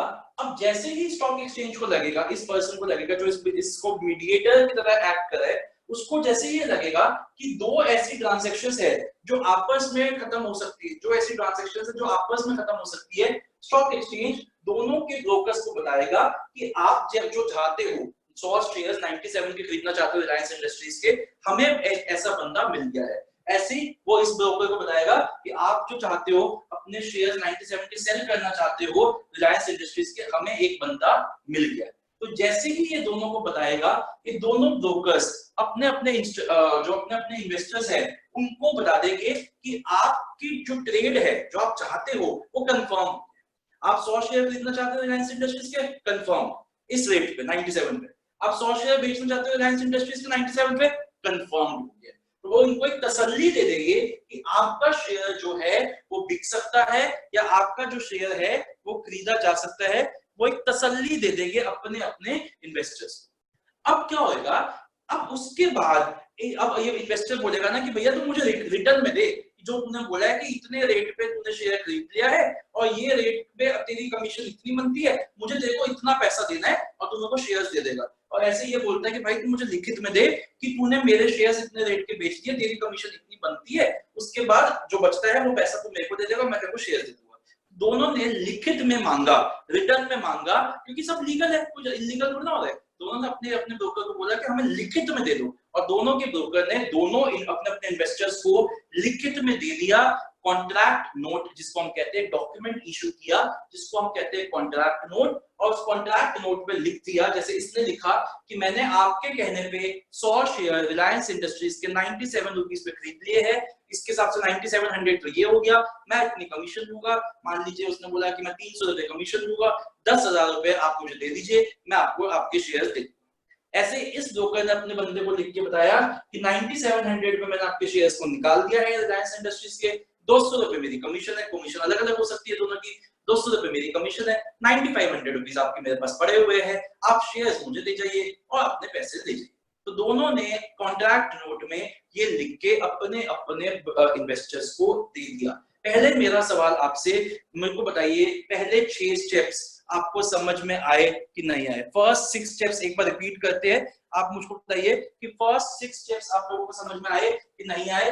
फर्स्ट स्टेप क्या था? सबसे पहला आपका स्टेप था सिलेक्शन ऑफ योर ब्रोकर। तो दोनों ही इन्वेस्टर्स ने अपने अपने ब्रोकर्स को चूज किया। इसने SB1 को चूज किया, इसने SB2 को चूज किया। फिर दोनों ही इन्वेस्टर्स ने अपने अपने ब्रोकर के पास जाके एक अकाउंट खुलवाया जिसको हम क्या कहते हैं? Demat account. तो सेकंड स्टेप क्या हो गया आपका?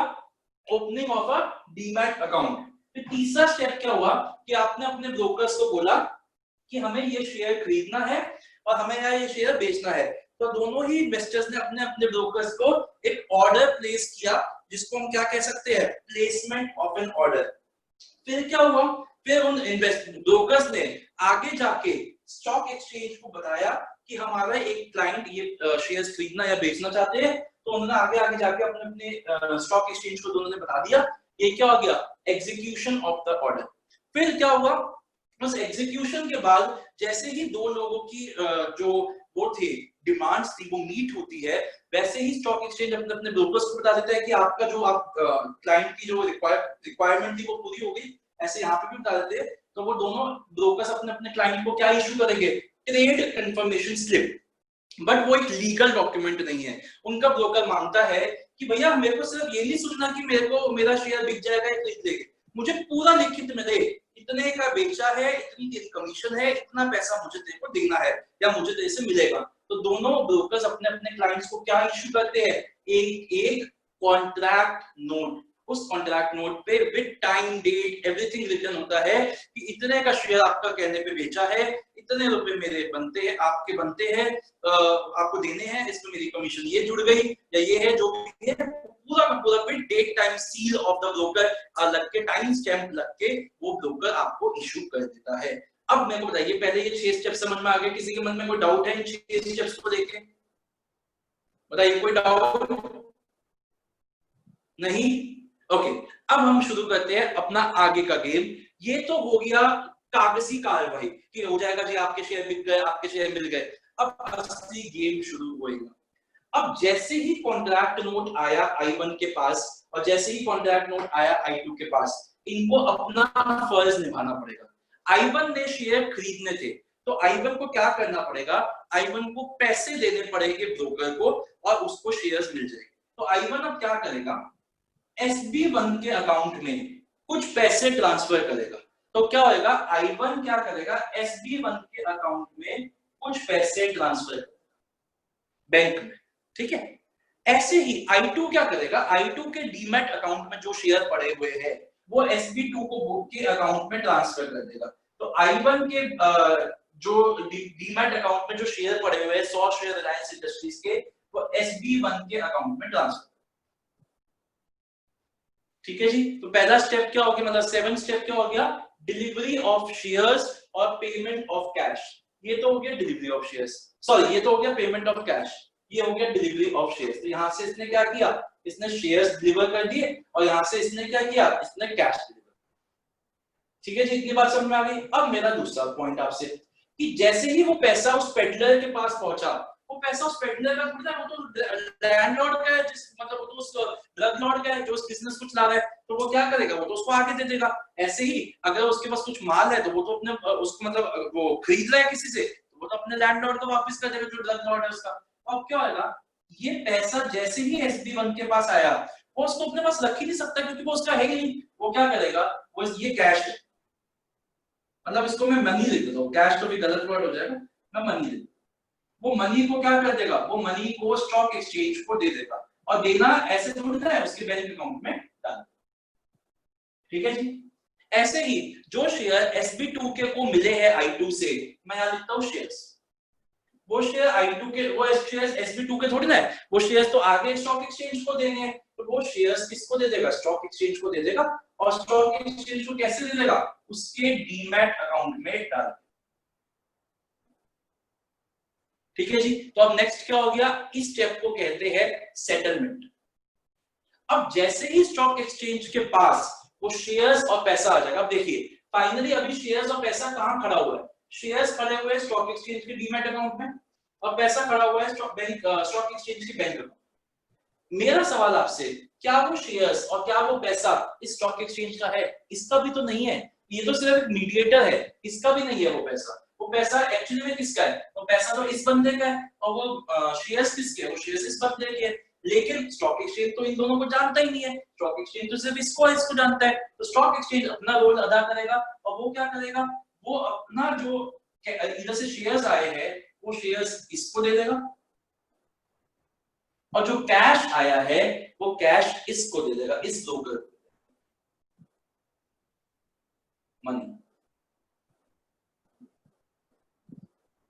ठीक है जी। और देना कैसे है? वही स्टॉक एक्सचेंज SB2 को दे देगा और डीमैट अकाउंट में डाल देगा शेयर्स, और स्टॉक एक्सचेंज SB2 के बैंक अकाउंट में डाल देगा। सॉरी, हाँ SB2 एक मिनट नहीं, स्टॉक एक्सचेंज क्या करेगा? हाँ ठीक है, यहाँ पे वो डाल देगा शेयर्स और यहाँ पे वो क्या डाल देगा? पैसे। अब देखिए मैंने ना ये थोड़ा सा इसको गलत बना दिया, इसको ऐसे बनाया।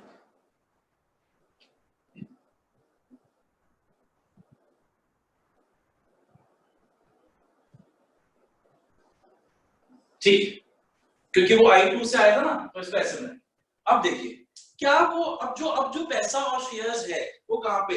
अब शेयर्स आ चुके हैं SB1 के डीमैट अकाउंट में, इस बंदे के डीमैट अकाउंट में शेयर्स आ चुके हैं। और जो पैसा है वो पैसा कहाँ जा चुका है? वो पैसा जा चुका है SB2 के बैंक अकाउंट में। लेकिन अब सवाल उठता है कि क्या पैसा इसका है? बिल्कुल भी नहीं। और क्या शेयर्स इसके? बिल्कुल भी नहीं। वो शेयर्स तो इस बंदे के हैं और वो पैसा किस बंदे का है? इस बंदे का है। तो अब स्टॉक ब्रोकर क्या करेगा? स्टॉक ब्रोकर जो शेयर्स है वो इस बंदे के डीमैट अकाउंट में डाल देगा और जो कैश है, जो मनी है, वो इस बंदे के डीमैट अकाउंट में बैंक अकाउंट में डाल देगा।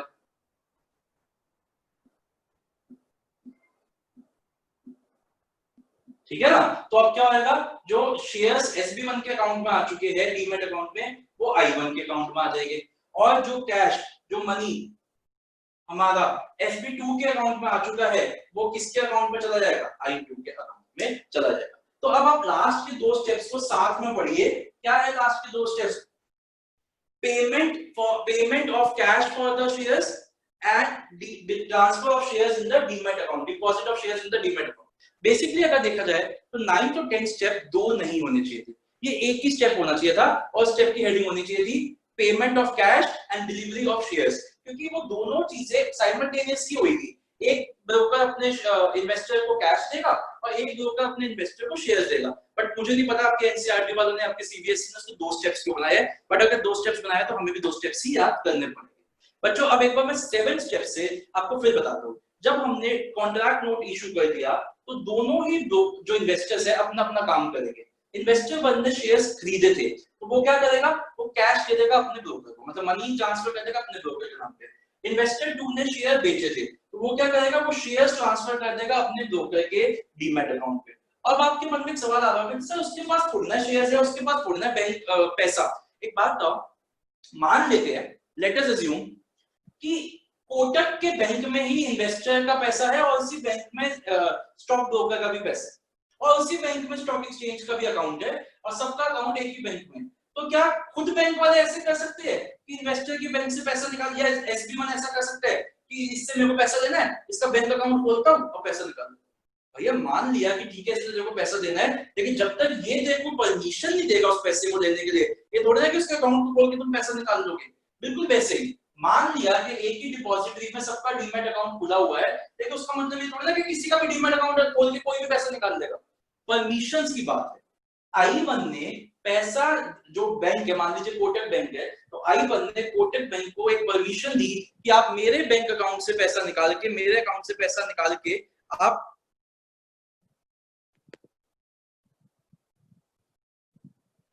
मेरे बैंक से पैसा निकाल के आप किसको दे दीजिए? आपको ट्रांसफर कर दीजिए स्टॉक ब्रोकर के नाम पे।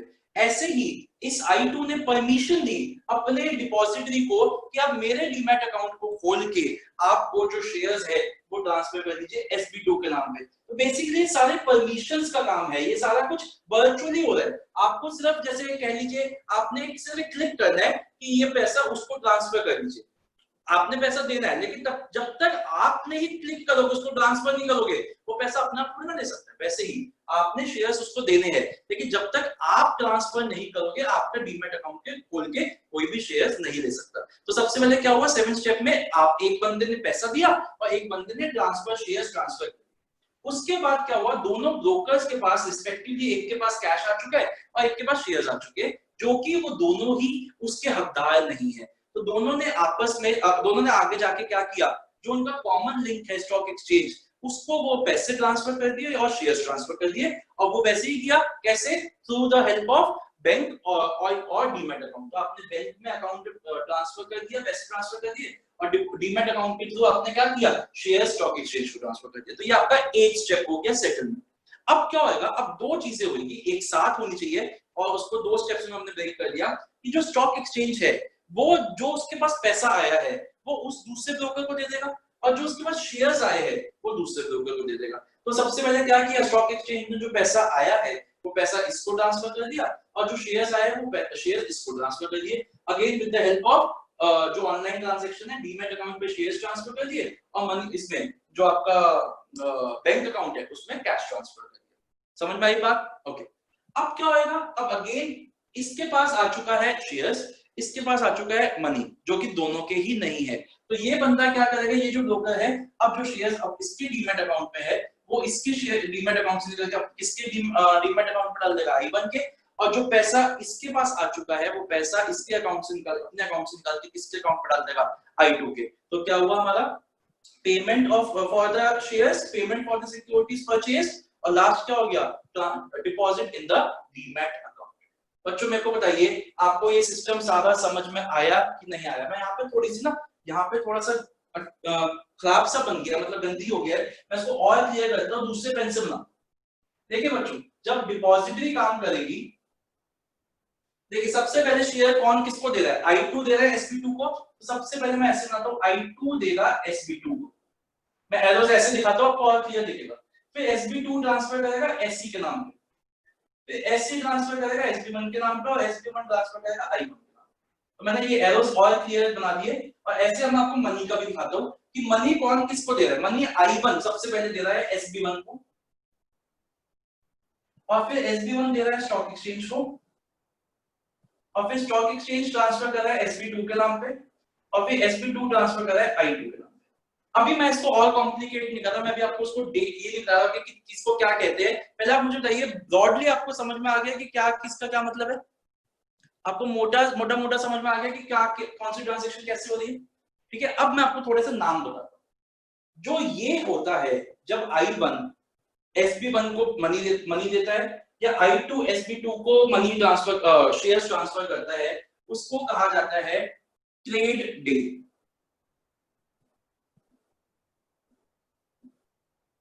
या फिर टी डे।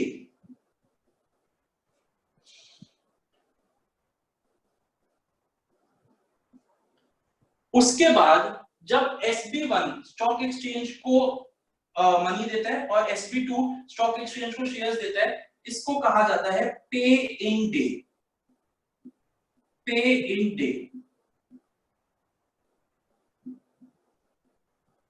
और उसके बाद जब स्टॉक एक्सचेंज SB1 को शेयर्स देता है या फिर SB2 को मनी देता है, उसको कहा जाता है पे आउट डे।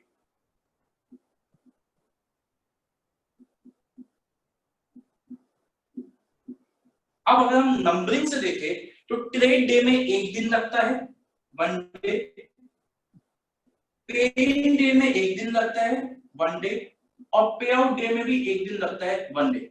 इसलिए इसको कहा जाता है T+2 rolling settlement. T+2 rolling settlement का मतलब क्या हुआ कि जो शेयर या सिक्योरिटी आपने आज बेची या खरीदी है वो आपके अकाउंट में रिफ्लेक्ट होने लगेगी T+2 में। T+2 का मतलब क्या हुआ कि एक दिन जिस दिन ट्रांजैक्शन हुई वो प्लस 2 दिन। जैसे ऐसे समझ लीजिए कि कभी कभी क्या होता है, आप बैंक में चेक डाल के आते हो, तो वो चेक बैंक वाले कहते हैं कि देखिए आपने चेक डाल तो दिया, होने को तो आपके बैंक में अभी 10 मिनट में आ जाएगा, वरना परसों तक तो आ ही जाएगा। ठीक है ना, वो ये कहते हैं कि आपने चेक डाल दिया, हो सकता है आज ही आपके बैंक में रिफ्लेक्ट हो जाए पैसा, लेकिन अगर आज नहीं हुआ तो 2 दिन तक रुकेगा, 2 दिन में तो पक्का हो जाएगा। वही चीज यहाँ पे होती है कि होने को तो सब कुछ एक सेकंड में भी हो सकता है। आपने ऐसे यहाँ से शेयर बेचे और आपने 5 मिनट बाद अपना डीमैट अकाउंट खोला, देखा वहां से शेयर निकल चुकी है, अपना बैंक अकाउंट खोला, वहां पैसा आ चुका है। होने को तो 2 मिनट में भी हो सकता है, 5 मिनट में भी हो सकता है, लेकिन मैक्सिमम T+2 2-3 दिन के अंदर, मतलब जिस दिन आप करें उसके बाद 2 दिन और T+2 में तो ये पूरा का पूरा सेटलमेंट हो ही जाएगा। और इसी को हम क्या कहते हैं, T+2 रोलिंग सेटलमेंट कहते हैं। बच्चों मेरा आपसे सवाल, आपको ये समझ में आया कि नहीं? अगर नहीं समझ आया तो मैं आपको फिर से समझाता हूँ, क्योंकि मैं इसको आप सारे को ना रीड कराऊंगा। तो आप बताइए मेरे को, आपको ये समझ में आया कि नहीं आया? बताइए, अच्छे से समझ में आ गया? किसी के मन में कोई डाउट तो नहीं है? ओके, आप ये एक बार बना लीजिए, ठीक है? जैसे मैंने एरोस बनाए, अगर आपको 2-3 कलर के पेन है तो बहुत अच्छा है, बहुत अच्छा होगा कि आप उसको बना लीजिए। अच्छा, इसमें अभी हमने सेबी का रोल तो देखिए बच्चों, सेबी को मैंने बस एक तरीके से बनाया कि SEBI is like a watch dog of the entire this financial system. मान लीजिए स्टॉक एक्सचेंज के यहाँ पे कोई घपला हो रहा है, मान लीजिए ब्रोकर कोई घपला कर रहा है, मान लीजिए डिपॉजिटरी कोई घपला कर रही है, मान लीजिए कोई भी कोई घपला कर रहा है, वो सारे के ऊपर वॉच कौन रख के बैठा है? सेबी रख के बैठा है। सेबी के पास इतनी स्ट्रॉन्ग पावर्स है कि वो किसी के ऊपर भी कोई भी कार्रवाई कर सकता है। जैसे मैंने उसको बस एक इंडिपेंडेंट बॉडी की तरह यहाँ बनाया। प्लीज इसको एक बार नोट डाउन करिए, फिर इसके हम स्लैंग के साथ इसकी वो भी देखेंगे, स्टेप्स की हेडिंग्स भी देखेंगे और उसके बाद इसको डिटेल में पढ़ेंगे। ओके, और मेरे को इसके ऊपर 2-3 वन मार्कर्स भी करवाने हैं, वो भी मैं आपको साइड बाय साइड लिखवा दूं। तो जल्दी से इसको एक बार बना दीजिए। कोई डाउट?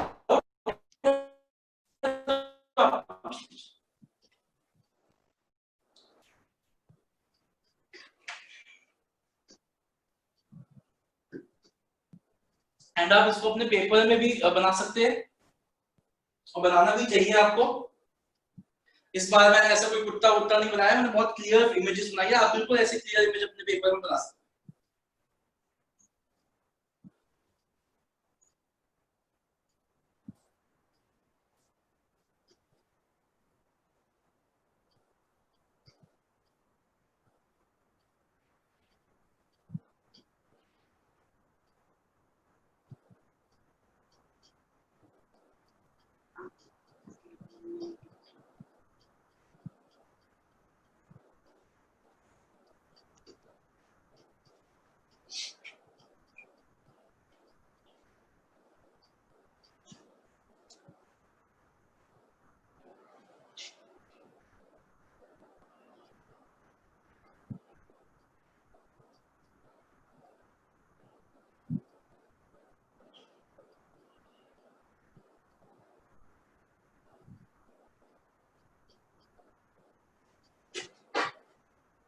बना लिया बच्चों? पहले शुरू, तो पहले रीड करेंगे। आइए बच्चों, पेज नंबर 13 पे आइए, डिटेल में रीड करते हैं। सबसे पहला स्टेप क्या हो गया, मैं आपको side by side one markers में लिखवाता रहूंगा। Selection of broker. तो सबसे पहला point, if an investor wishes to buy or sell any security, he has to first approach a registered broker or a sub broker and enter into an agreement with him. The investor has to sign a broker client, इसको underline करिए, MCQs में आ सकता है, broker client agreement and a client registration form before placing any order with him. तो कोई order place करने से पहले सबसे पहले आपको क्या करना पड़ेगा, उसके साथ एक रजिस्ट्रेशन करना पड़ेगा, एक एग्रीमेंट करना पड़ेगा। Before placing an order to buy or sell securities, he has to also provide the following details. तो सबसे पहले आपको अपने ब्रोकर को उसके जो रजिस्ट्रेशन फॉर्म है उसमें आपको कुछ डिटेल्स देनी पड़ेगी, जिसमें आपको अपना रेजिडेंशियल, आपको अपना एड्रेस देना पड़ेगा, क्वालिफिकेशन देनी पड़ेगी, एक्सेट्रा, बैंक अकाउंट की डिटेल्स देनी पड़ेगी।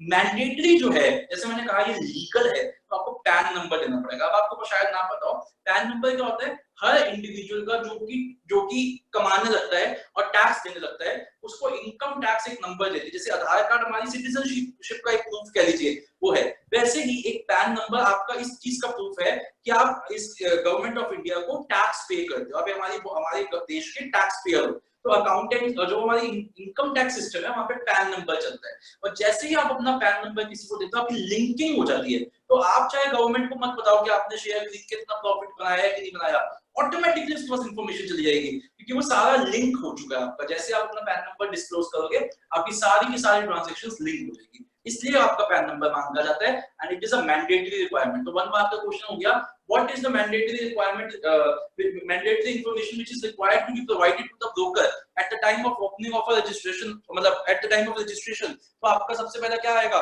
कि the information is PAN number. आपको कोई और इंफॉर्मेशन दो ना हो तो पैन नंबर देना तो आपके लिए मोस्ट इंपॉर्टेंट है। आगे चलते हैं, डेट ऑफ बर्थ वगैरह देना है आपको, तो आप पे लिखा हुआ भी है मैंने, it is mandatory. The broker then opens a trading account, ये बेसिकली नेक्स्ट स्टेप है। नेक्स्ट स्टेप पे आ जाइए, open a demat account. The investor has to open, हां जी बच्चे। सर सिलेक्शन ऑफ ब्रोकर में ये जो सारी डिटेल्स हैं ये सारी लर्न करनी है नहीं, आप इसमें से कोई 2-3 याद कर लो, जैसे आपको पैन नंबर तो याद करना ही है, आप डेट ऑफ बर्थ याद कर लो, एजुकेशनल क्वालिफिकेशन, बस। Okay sir. और कुछ ज्यादा नहीं करना। Second step, open a demat account. The investor has to open a demat account, और इसी का दूसरा नाम भी होता है बेनिफिशियरी ओनर अकाउंट भी कह सकते हो। तो अगेन एमसीक्यू क्वेश्चन कि what is the second name of demat account, beneficiary owner account with depository participant. तो जो ये एजेंट्स थे इनको हम डिपॉजिटरी पार्टिसिपेंट भी बोलते हैं, जो ये ब्रोकर्स थे इनको हम डिपॉजिटरी पार्टिसिपेंट्स भी बोलते हैं। तो बच्चों 1 मिनट जो इससे पहले मैंने डायग्राम बनवाया था जहां पे मैंने आपको यहाँ पे बैंकिंग सिस्टम और फाइनेंशियल सिस्टम के कंपैरिजन दिखाया था, वहां पे जब आप फाइनेंशियल सिस्टम के बारे में लिख रहे थे तो वहां पे मैंने आपको कमर्शियल जो मैंने आपको एजेंट्स बनाए थे ये शेर खान वगैरह, उनका एक और नाम लिख लीजिए, उनको हम डीपीस भी कहते हैं, डिपॉजिटरी पार्टिसिपेंट भी कहते हैं। Okay, for holding and transferring securities in the demat form, demat का मतलब बेसिकली आपको बस ये समझना है पेपरलेस मतलब नॉन फिजिकल। वो क्या है, वर्चुअल हो रहा है, सब कुछ वर्चुअल हो रहा है। आपके यहाँ से कोई शेयर थोड़ा निकल रहा है, या आपके यहाँ पे कोई पैसा वो हाथ में आकर थोड़ा दे रहा है, सब कुछ क्लाउड पे हो रहा है जैसे। Okay, demat form, he will also have to open a bank account for cash transactions। मतलब अगर आपका बैंक अकाउंट नहीं है तो आपको बैंक अकाउंट भी खोलना पड़ेगा। कैश का मतलब यहाँ पे मनी। ओके, अब तीसरा स्टेप, प्लेसमेंट ऑफ ऑर्डर। तो अब दोनों इन्वेस्टर्स अपने ब्रोकर्स को बताएंगे। तो placement of order, the investor then places an order with the broker to buy or sell shares. Clear instructions has to be given to the broker about the number of shares to be bought or sold and prices etc. The broker will then go ahead with the deal at the above mentioned price। अब एक बात बताओ, आपने मुझको बोला कि sir कि यार मेरे को जरा 100 ग्राम या जितना भी होता है मुझे पता नहीं, 10 ग्राम मुझको ये ला दे, जो भी हीरोइन ला दे। तो वो और आप वो ले आया ब्रोकर, आपको पेडलर ले आया आपके लिए, और उसके बाद आप आपसे पैसे मांगते हो, आप कहते हैं मैंने तो जैसे मांगी नहीं थी, तू क्यों ले आया? तो ऐसा भी तो हो सकता है। तो जब आपका ब्रोकर आपसे ऑर्डर लेता है तो ब्रोकर क्या करता है, ऑर्डर कंफर्मेशन स्लिप आपसे साइन कराता है कि जी आपने ऑर्डर दिया है मुझको, कल को मैंने आपके शेयर बेच दिए, और कल को आप मेरे ऊपर चढ़ गए कि मैंने तो तेरे को कहा नहीं था शेयर बेचने को, तूने कैसे बेच दिए। तो एक ऑर्डर कंफर्मेशन स्लिप साइन होती है जिसपे ये लिखा जाता है कि आपने मुझे बोला है आप इतने शेयर खरीदने के लिए या बेचने के लिए। तो ये मार्क करिए क्योंकि एमसीक्यूज में आता है, ठीक है। मैं अभी बताऊंगा एमसीक्यूज में कब आएगा, ये कैसे आ सकता है। तो what is the name and order confirmation slip is issued to the investor by the broker. तो ब्रोकर इशू करता है, उसमें इन्वेस्टर साइन करता है कि जी हाँ मैंने बोला है देखो ये शेयर खरीदने को या शेयर बेचने। आगे एग्जीक्यूशन ऑफ ऑर्डर, अब ये आगे जाके कनेक्ट करेंगे स्टॉक एक्सचेंज से। तो आइए, the broker will then go online and connect to the main stock exchange and match the shares and best price available। तो वो कोशिश करेगा कि जो प्राइस उसके इन्वेस्टर चाहता है, उसका क्लाइंट चाहता है, उसी रेट में शेयर्स खरीद लिए जाए और बेच जाए। आगे चलते हैं, नेक्स्ट स्टेप मैंने आपको बताया था ना, ये जैसे ही हो जाएगा तो ये अपने क्लाइंट को ट्रेड कंफर्मेशन स्लिप देगा। तो when the shares can be bought or sold at the price mentioned, it will automatically be communicated to the broker's terminal। तो स्टॉक एक्सचेंज ब्रोकर को डालेगा and the order will be executed। The broker will then issue trade confirmation slip, underline करिए trade confirmation slip। आगे issue of contract note, अब आपका investor बोलेगा कि भैया मुझे हर चीज लिखित में दे दे कि क्या कितने का तूने खरीदा या कितने का तूने बेचा, मैं तेरी ब्रोकरेज क्या कमीशन क्या है, और मुझे देखो कितना पैसा देना है या तुझसे कितना पैसा लेना है। तो after the trade has been executed within 24 hours, जैसे मैंने आपको बोला 24 hours ब्रोकर को बोला जाता है कि आप दे दीजिए। 24 hours the broker issues a contract note। This contract note contains the details of the number of shares bought or sold, price, date, etc.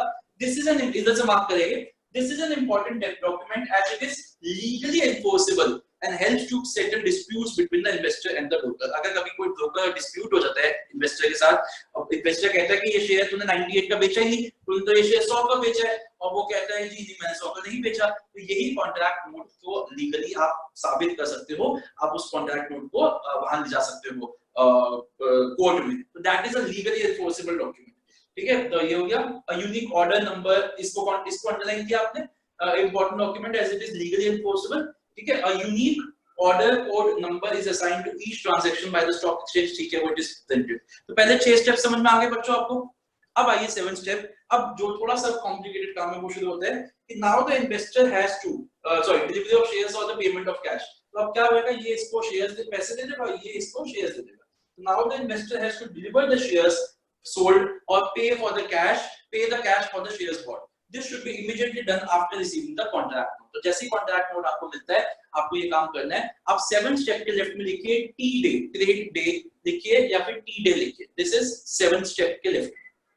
फिर क्या होगा, ये ब्रोकर आगे जाके स्टॉक एक्सचेंज को पैसे दे देगा और ये ब्रोकर आगे जाके स्टॉक एक्सचेंज को शेयर्स दे देगा। तो इसको हम क्या कहते हैं, settlement. The cash is paid or the securities are delivered on the paying day, which is before T plus day 2 day। मतलब बेसिकली लिख रहे हैं कि which is before the payout day। तो ऑब्वियसली जो पेइंग डे तो payout day से पहले ही आएगा। तो 8 स्टेप के लेफ्ट में लिखिए पे इन डे। 8 स्टेप के लेफ्ट में लिखिए पे इन डे। अब 9 to 10 स्टेप एक साथ ही पढ़ेंगे हम। 9 to 10 स्टेप दोनों मैंने आपको बताया कि ये एक ही स्टेप होना चाहिए, मतलब 2 स्टेप क्यों बना रखे। Payment by the brokers to the investor and पहले हेडिंग पढ़ते हैं। Payment by the broker to the investor, payment by the broker to the investor and delivery of shares by the broker to the investor। तो आइए, payment by the broker to the investor on the T+2 day। जो T+2 day होगा, exchange क्या करेगी, सबसे पहले exchange will deliver the shares or make the payment to the other broker। तो यहाँ पे तो उसने make the payment कर दी और यहाँ पे उसने shares transfer कर दिए। This is called the payout day। तो आप 9 step के लेफ्ट में लिखिए payout day। The broker then has to make the payment to the investor within 24 hours of the payout day as he has already received the payment। तो जैसे ही पैसा इसके पास आया, इसको देना चाहिए अपने इन्वेस्टर को, क्योंकि पैसा इसका नहीं है, अपनी कमीशन काट के ये पैसा इसको दे दो। And lastly, delivery of shares in the demat account। The broker can make the delivery of shares in the demat account directly to the investor's demat account। The investor has to give the details of his demat account। तो वो तो details तो दे ही चुका है वो पहले ही उसको, क्योंकि demat account उसी के साथ खुलवाया है। तो जैसे ही उसको आप मतलब आपके शेयर्स आपने पैसे दिया, आपको शेयर्स मिल जाएंगे। बच्चों मेरे को बताइए, आपको ये अब अच्छे से समझ में आया कि नहीं आया? अभी एक तो मेरे को 1 मार्क्स लिखवाने हैं, पहले बताइए सब कुछ अच्छे से समझ में आ गया? कोई मन में कोई डाउट तो नहीं है? तो अब हम 1-2 क्वेश्चंस को लिखेंगे। तो सबसे पहला तो आपका क्वेश्चन ये बनता है कि what are the various documents which are, अभी रुकिए, अभी मत लिखिए, what are the various documents which are used in this system. इस पूरे सिस्टम पे क्या-क्या डॉक्यूमेंट्स चलते हैं, तो पहले मैं बताता हूं, फिर मैं आपको लिखवाऊंगा। सबसे पहला डॉक्यूमेंट है ऑर्डर कंफर्मेशन स्लिप, जो कि ब्रोकर इशू करता है अपने इन्वेस्टर को on the receipt of order. ठीक है। फिर दूसरा है ट्रेड कंफर्मेशन स्लिप, जो कि ब्रोकर इशू करता है अपने इन्वेस्टर को on the execution of the order. और फिर तीसरा है कॉन्ट्रैक्ट नोट, जो कि एक लीगली एनफोर्सेबल डॉक्यूमेंट्स है which contains all the minutest details of this transaction. तो एक बार जल्दी से लिखिए, अगर आपने नहीं भी लिखा, पहले लिखा हुआ है तब भी सुन लीजिए, और अगर नहीं लिखा तो लिख लीजिए। What are the various documents which are used in this trading procedure।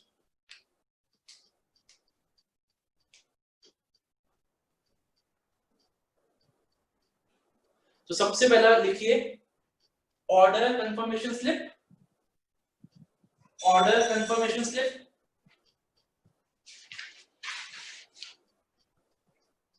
which is issued by the investor, by the broker to the investor, which is issued by the broker to the investor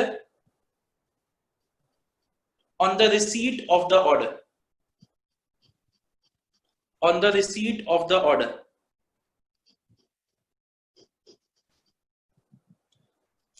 दूसरा लिखिए trade confirmation slip, trade confirmation slip which is issued by the broker to the investor, which is issued by the broker to the investor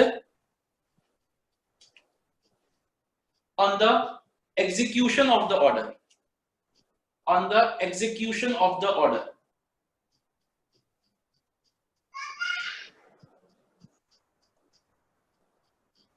and lastly लिखिए contract note, उसके आगे लिखिए this is a legally enforceable document, this is a legally enforceable document which is issued,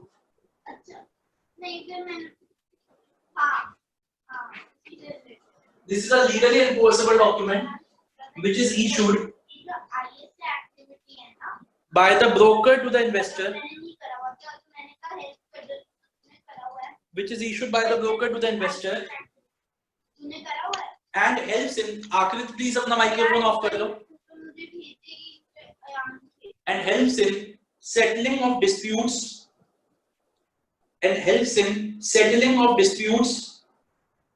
between the investor and the broker, and helps in settling of disputes between the investor and the broker.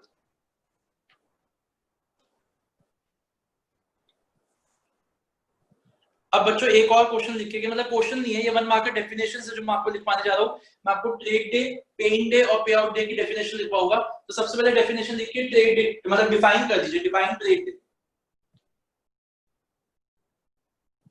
लिखिए। Trade day is the day on which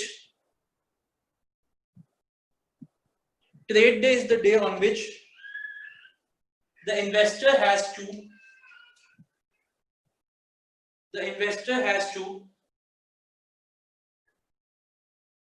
deliver the shares sold. The investor has to deliver the shares sold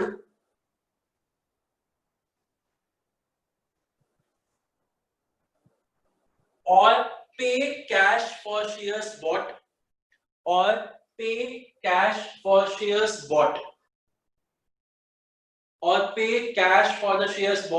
to the brokers, to their respective brokers.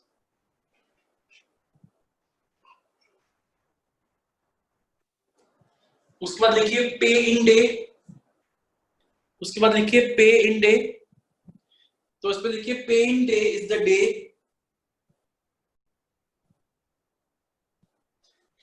on which cash is paid or securities are delivered,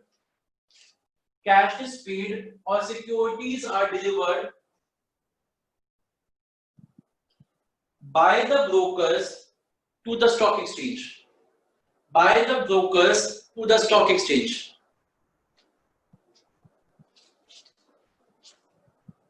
फिर लिखिए पे out day,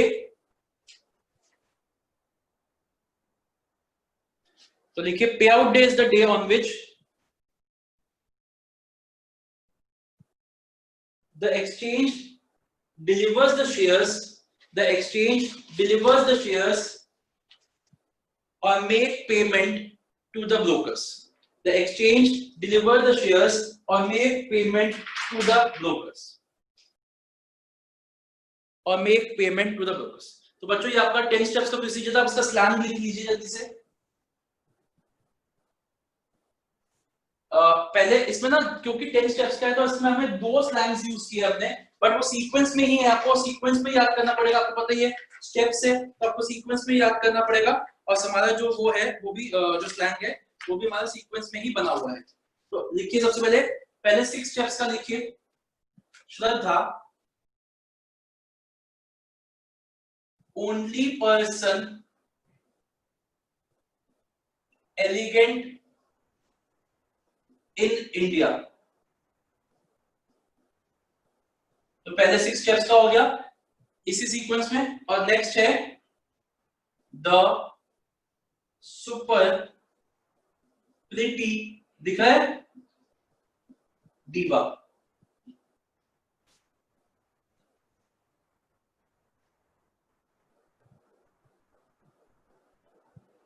तो इसके साथ हमारे 10 steps का trading procedure खत्म हो जाता है। आई होप कि आपको बहुत अच्छे से समझ आ गया। मैंने कोशिश तो यही की है कि अगर आपको बिल्कुल भी नहीं आता था तब भी आपको अच्छे से समझ में आ गया होगा। आप ये डायग्राम भी अपने पेपर में बना सकते हैं और बनाना भी चाहिए। 1 मार्कर्स भी हो गए, एमसीक्यूज भी हो गए आपके। तो पूरा ट्रेडिंग प्रोसीजर स्क्रैच से मैंने कोशिश की आपको समझ में आ जाए। अगर किसी बच्चे को कोई भी डाउट आता है इसको करने में, इसको घर पे रिवाइज करिए, मैं इसकी रिकॉर्डिंग भी अपलोड कर दूंगा। अगर आपको कोई भी डाउट आता है तो आप मुझे व्हाट्सएप वगैरह के थ्रू मुझसे पूछ सकते हैं। कुछ अभी पूछना चाहते हो तो अभी आप पूछ सकते हैं। ठीक है बच्चों, ओके तो ठीक है। मैं और भी टॉपिक्स कैसे क्लास अपलोड आपको क्लासेस रखता रहूंगा। And I wish you all the best for your exam. ठीक है चलो बच्चों, okay bye bye. Thank you sir. Okay बेटा, थैंक यू सर।